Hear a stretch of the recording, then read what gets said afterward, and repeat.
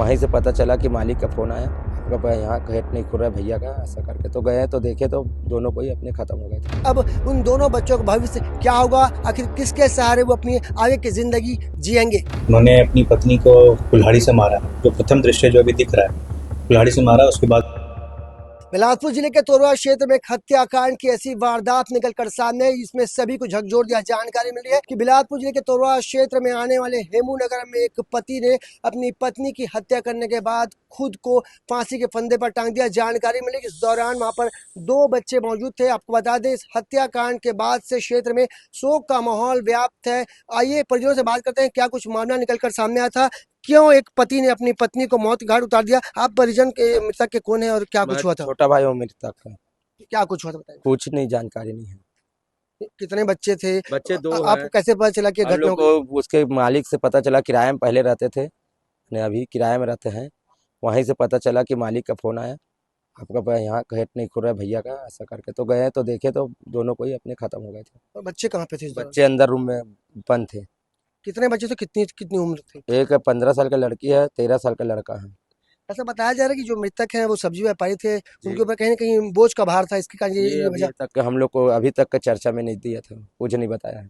आपको बता दें, बेहद ही दर्दनाक हादसा है, घटना है, क्योंकि एक पति ने अपनी पत्नी को ही मौत के घाट उतार दिया। आपको बता दें, जैसे इस मामले की जानकारी पुलिस विभाग की टीम को लगती है, पुलिस विभाग की टीम तत्काल मौके पर पहुंचती है और आगे की जांच करने की बात कही जा रही है। इस पूरे मामले में जानते हैं कि सीएसपी जो गगन कुमार है वो क्या कुछ जानकारी दे रहे हैं और क्या कुछ पूरा मामला निकल कर सामने आ रहा है।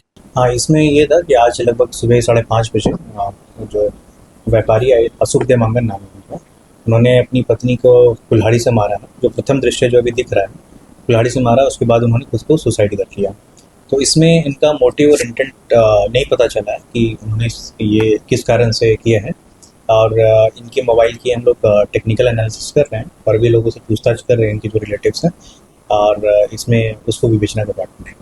आपको बता दें, इस हत्याकांड की गुत्थी अभी सुलझी नहीं है, क्योंकि अभी तक ये स्पष्ट नहीं हो पाया है कि मृतक ने अपनी पत्नी को क्यों मारा, क्या वजह थी, आखिर ऐसा क्या हुआ कि एक पति ने अपनी ही पत्नी को मौत के घाट उतार दिया। जानकारी मिल रही है, जब इस हत्याकांड को अंजाम दिया जा रहा था उसी दौरान उनके 2 बच्चे कमरे में बंद थे, जो सब कुछ देखने के बावजूद भी कुछ नहीं कर पाए। बताया जा रहा है, ऐसी जानकारी मिल रही है कि इस हत्याकांड के दौरान दोनों बच्चे को कमरे में बंद कर दिया गया था। एक पिता ने अपने दोनों बच्चों को पहले कमरे में बंद किया, फिर अपने पत्नी को मौत के घाट उतार दिया, जिसके बाद खुद फांसी के फंदे पर झूल गया। बहरहाल इस पूरे मामले में विभाग के अधिकारियों ने जानकारी दी है कि जानकारी मिलने के बाद से पुलिस तत्काल वहां पहुंची है, फोरेंसिक एक्सपर्ट की टीम वहां पहुंची है। इस पूरे मामले में आगे की जांच और कार्रवाई करने की बात कही जा रही है। पर इस हत्याकांड की वारदात से बाद से क्षेत्र में कहीं ना कहीं शोक का माहौल व्याप्त है और सवाल ये है कि अब उन दोनों बच्चों का भविष्य क्या होगा, आखिर किसके सहारे वो अपनी आगे की जिंदगी जिएंगे।